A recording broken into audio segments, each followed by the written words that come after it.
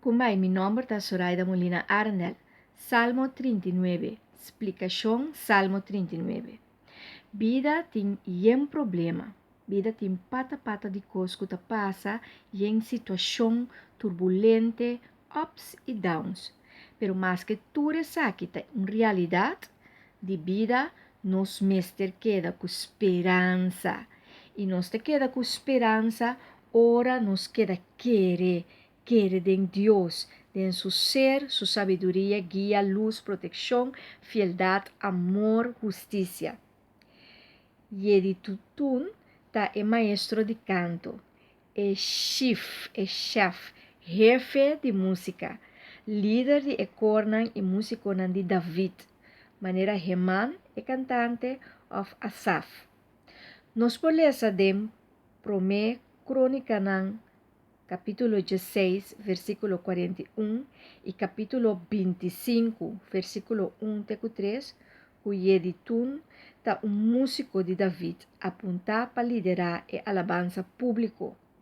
E Salmo tá começar com uma oração de David. Salmo 39 depois tá sigue com palavra de sabedoria.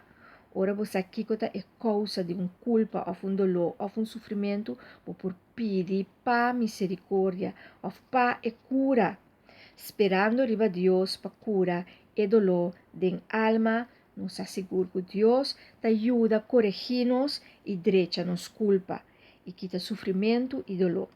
No versículo 12, David te volve a fazer uma oração. E te pede a Deus, Senhor, escucha minha oração. E te faz a petição aqui para ganhar força. E te avisa que te vista severo foi mim. E sabe a misericórdia de Deus e te guarda riba sua salvação.